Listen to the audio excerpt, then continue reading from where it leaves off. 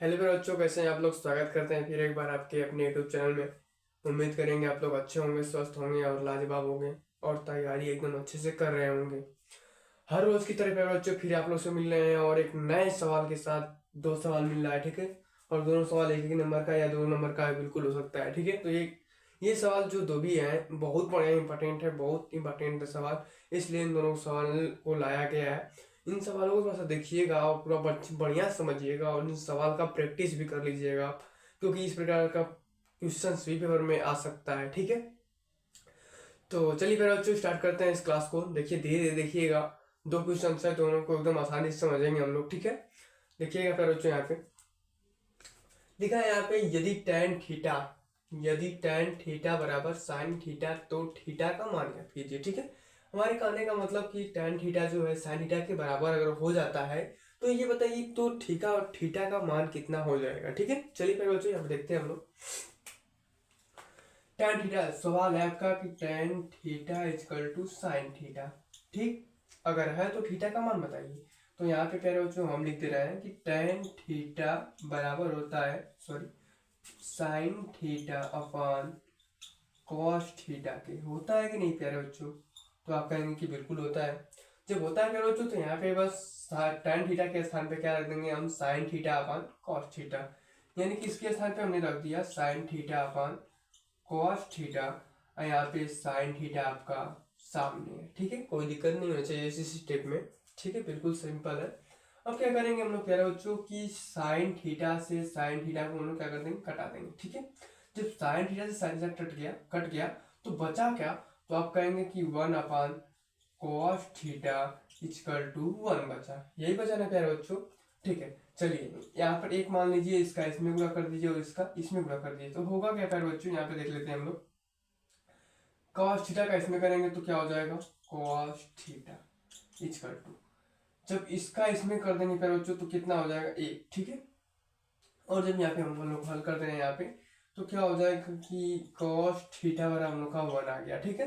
अब बताइएगा cos theta तो ठीक है भैया, कॉस थीटा है, ठीक है, बराबर जो 1 है वह किसके बराबर हो सकता है, कॉस में, ठीक है। कितने अंश के बराबर होता है कॉस, कितने अंश का मान 1 होता है, ठीक है। तो आप कहेंगे कि सर कॉस कितने अंश का, 0 अंश का मान कितना होता है मेरे बच्चों, 1 होता है। कॉस 0 अंश का मान कितना होता है, 1 होता है, ठीक है। तो आप कहेंगे कि कॉस से तो कॉस खत्म हो गया, यानी कि थीटा का वैल्यू कितना आ जाएगा प्यारे बच्चों, 0 अंश। यानी कि पूछा है आपसे कि थीटा का वैल्यू बताइए, तो आप कहेंगे कि प्यारे बच्चों की थीटा का जो वैल्यू होगा वो कितना अंश होगा, 0 अंश होगा, ठीक है। ये हम लोग का एक सवाल रहा, बहुत ही सिंपल सवाल है, कोई खास बड़ा नहीं है, न समझने वाली कुछ बात है इसमें। जो भी है आपके सामने है, बिल्कुल अच्छे से समझ में आ रहा होगा, ठीक है, उम्मीद कर रहे हैं। बस यहाँ पे हमने किया क्या कि साइन थीटा अपन कॉस थीटा tan के स्थान पे रख के थोड़ा सा कटा दिया है, और कटाने के बाद त्रिया गुणा करने के बाद क्या कर दिया है कि कॉस थीटा जो है, कॉस कितने अंश के जो 1 बराबर आया है, तो कॉस कितने अंश के बराबर है, तो आप कहेंगे कि 0 अंश के बराबर है, इसलिए थीटा की वैल्यू कितना हो जा रही है प्यारे बच्चों, 0 अंश, ठीक है। चलिए एक क्वेश्चन और है हम लोग का प्यारे बच्चों, देखिएगा। लिखा है कि कॉस 45 अंश इंटू कॉस 15 अंश माइनस साइन 45 अंश इंटू साइन 15 अंश, ठीक है। तो आप जानते हैं प्यारे बच्चों कि ये किसी प्रकार का सूत्र दिख रहा है।